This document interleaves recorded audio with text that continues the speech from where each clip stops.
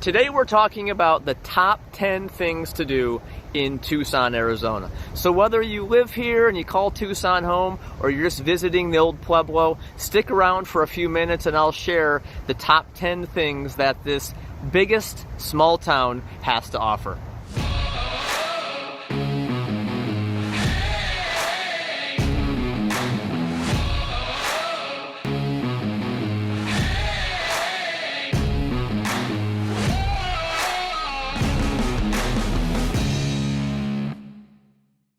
Number 10 on our list of the top 10 things to do in Tucson, Arizona begins with the annual Gem in Mineral Show. It starts each and every year at the end of January and goes through until the middle of February, and it's the largest event of its type in the world. There's over 4,000 exhibitors who come from 45 states, 17 countries. There's over 65,000 visitors who come to Tucson just for this event each and every year. What you can expect to see at the Gem Show, of course, are fine gems, minerals, fossils, and you can buy, you can sell, you can be an exhibitor, or you can just visit and kind of check out the various shows and throughout the city. And here's a map, actually, you can kind of get a view of where they're located at. There's 50 different show locations, and they begin about a mile or two north of downtown, and they just wrap their way right along the I-10 corridor, and they head out there to the southeast just a little bit into the Keno Sports Complex,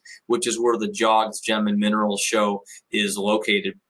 So all the while, and these shows are open each and every day from 8 a.m. until about 6 p.m. You can park in one location and hit many different shows, and you can spend a couple hours there, or you can end up spending all day. But it's definitely worth your time. Even if you're not a rock hound or you're into gems or minerals, it's definitely an event worth seeing because of the size of it and just the quality of gems and minerals that you'll see in many of these different shows. It is unique museum quality exhibits in various different locations. So it's definitely worth checking out because really it's kind of an unrivaled show throughout the world, and it's been around. It's one of the oldest gem shows of its type anywhere in the world too. So take your time. It's worth checking out, especially if you're in town, during the time that's going on, which is late January to about mid-February.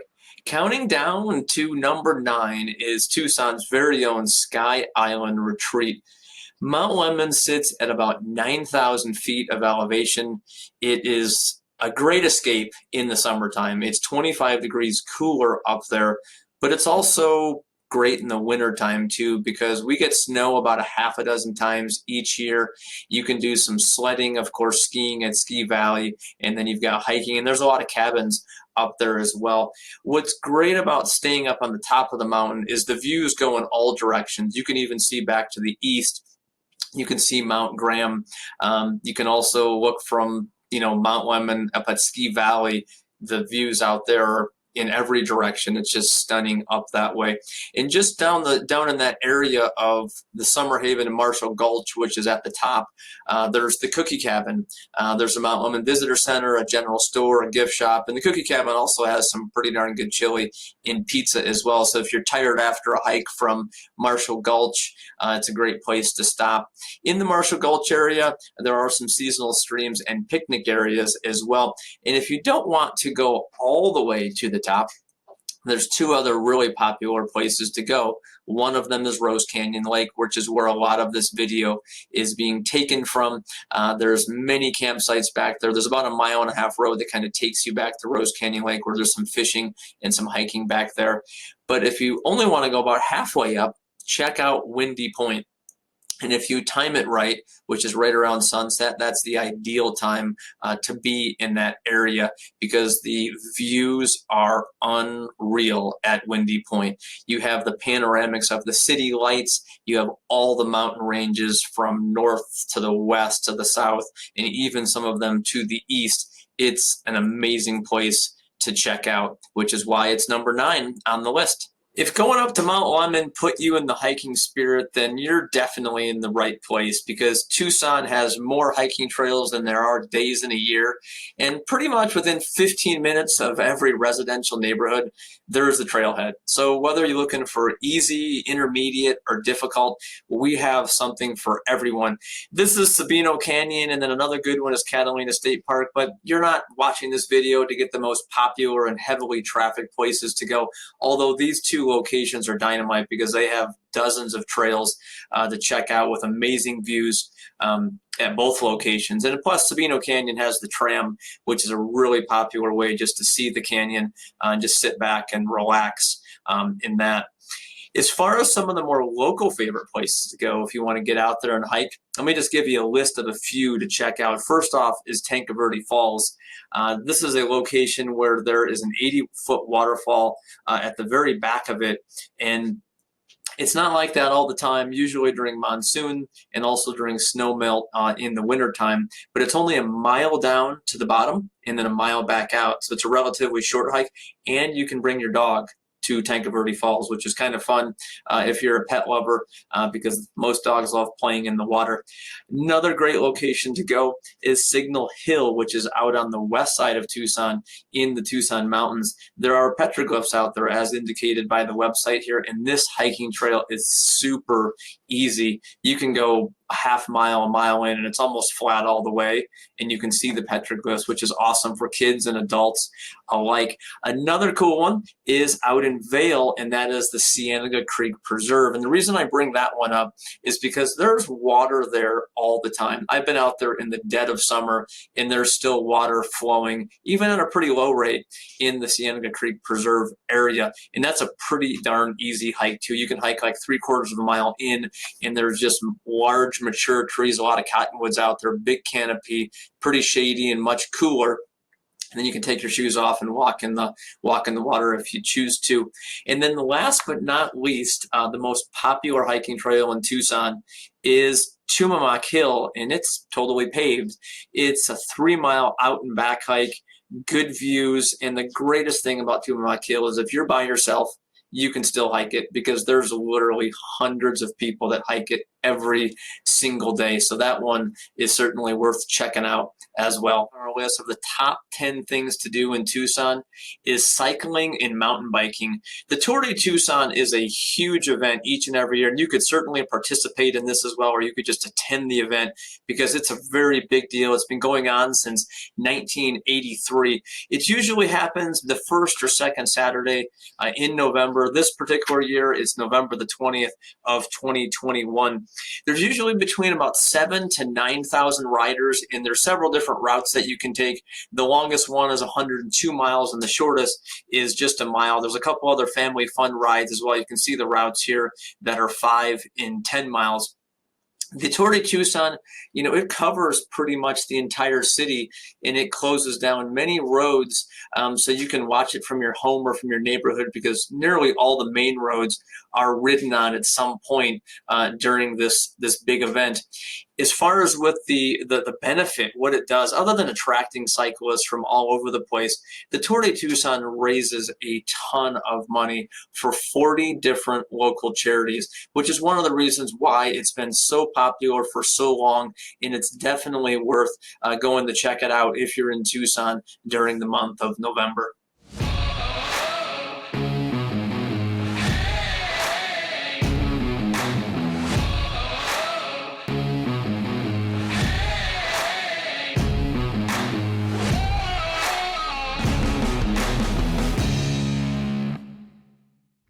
Counting down, the number 6 on our list is visiting the University of Arizona.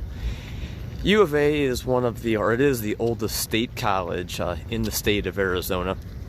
And its first building, which we're going to be taking a peek at here shortly, is called Old Main, and it was built in 1885.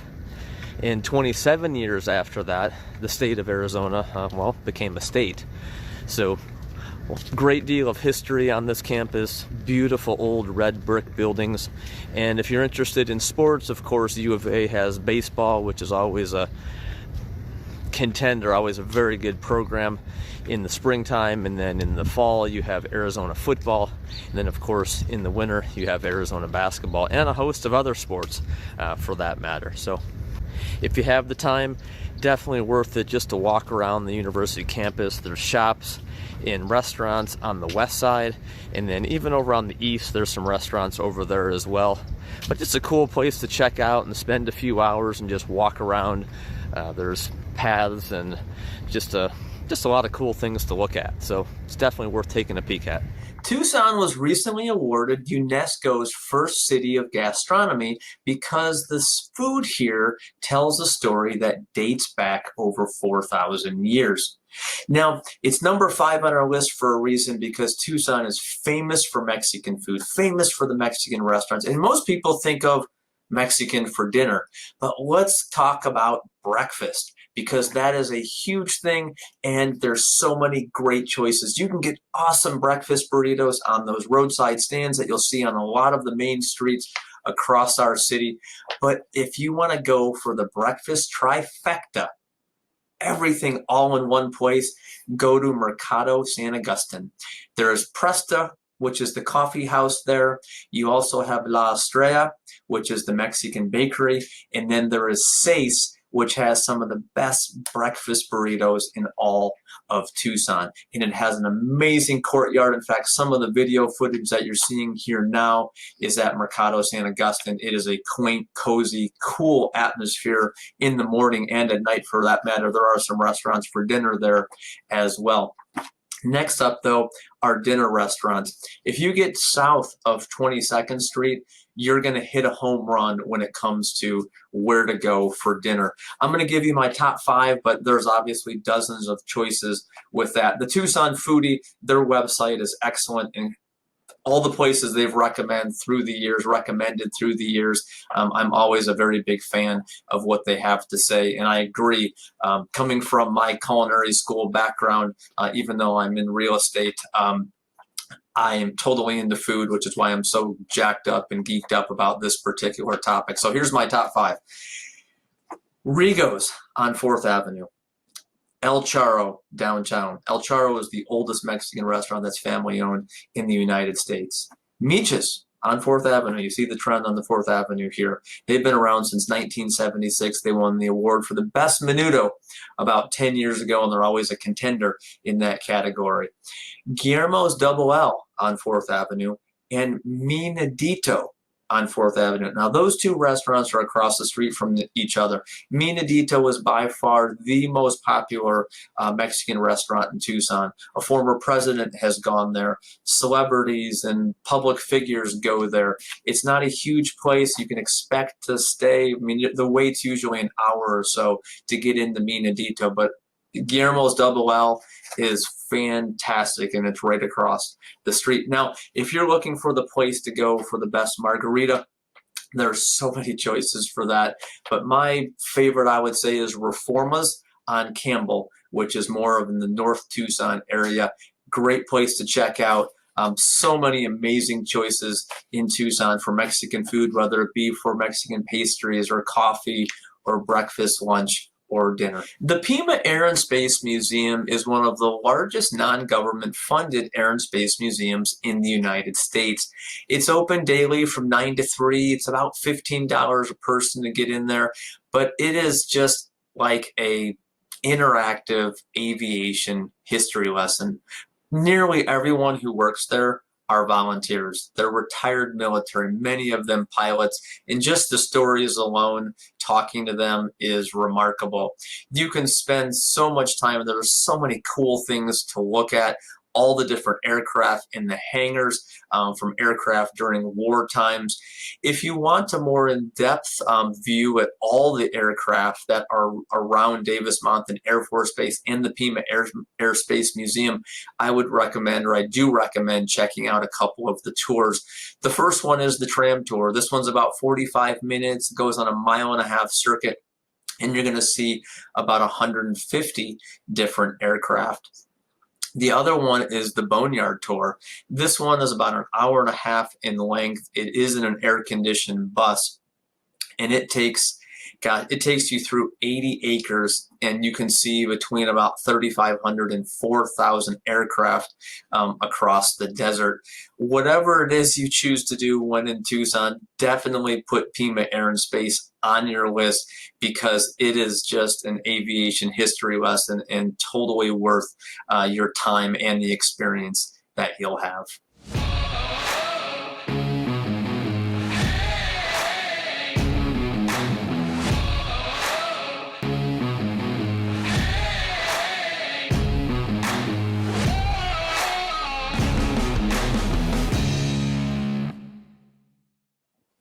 We're already down to number 3 on our list of the top 10 things to do in Tucson.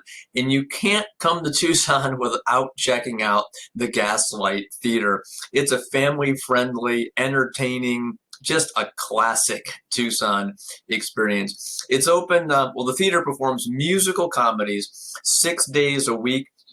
There's food, there's drinks in the theater, but many people like to visit Little Anthony's, which is like a 50s themed diner that serves pizza and some other entrees of that nature as well. And they're owned by the Gaslight Theater, so it's really convenient, before or after a show to check out Little Anthony's. There's also a new restaurant right there near the Gaslight called Holy Smokin' Butts, which is a great barbecue place. But whatever way you slice it, the Gaslight Theater is an absolute stitch. It'll have you laughing your butt off. It's a great time.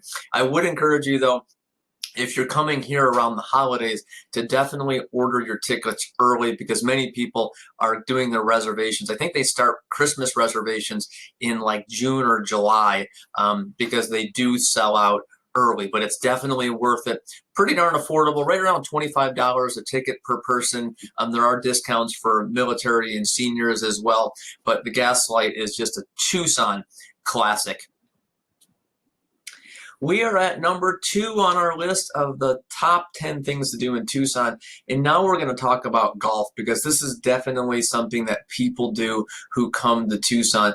There's over 35, or there is, I should say, 35 courses within the Tucson area. Then if you drive another 20 miles outside of Tucson, there's an additional 9 courses. So a total of 44 near the city of Tucson. Whether you're looking for the resort style courses, or maybe a city course, or just anything that's open to the public, there's a wide variety of options. The resort courses are some of the best around. You have the Omni Tucson National, the Ritz-Carlton Westin La Paloma. You have Suelo, which is at the Casino del Sol, as well as the spa there. In addition to that, you have the Westin La Paloma, and then when you get into more of the public courses, gosh, there's dozens. I really like Quarry Pines, also known as the Pines, which is in the northwest side of town. Very tight course. Several holes are running through an old quarry. And then you also have Arizona National up on the northeast side of town. Star Pass is another popular course. That is resort as well. That's usually in dynamite condition. Whatever it is you're looking for when it comes to golf, and no matter your skill level, you can find something that works in Tucson, because pretty much all the courses have 5 sets of tees. So there's varying various yardages and distances for those courses. The best time to play golf in Tucson, as far as conditions, is from about October 1st and through to about May. In the summertime, the courses and the costs go down dramatically, and the courses don't look as good just because it's pretty hot here in the summer. But whatever way you look at it, Tucson is an excellent place for golf. There's so many choices, and for every skill level. Number 1 on our list, and the top thing to do in Tucson, while in Tucson, Arizona, is to visit the Arizona Sonora Desert Museum. It ranks second to only the Grand Canyon as the most visited place in the state each and every year. There are so many different things to do there. It takes a couple hours at least to go through the whole museum.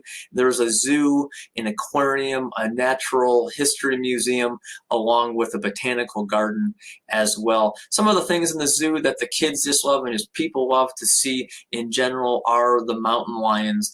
We do have some bighorn sheep and, of course, desert tortoises. There's Mexican gray wolf.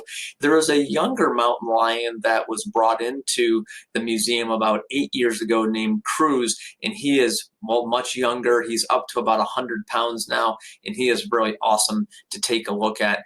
The Arizona Museum, Sonoran Desert Museum, as I mentioned, it takes 2 hours minimum to walk through it. It's pretty much all outside. It's about, I would say, 10 miles to the west of the Tucson mountains, so it is a little bit of a drive to get out there, but it's worth every minute of it just because the setting around it is so picturesque. It's an educational opportunity, and it really goes into detail of just about how diverse the Sonoran Desert is.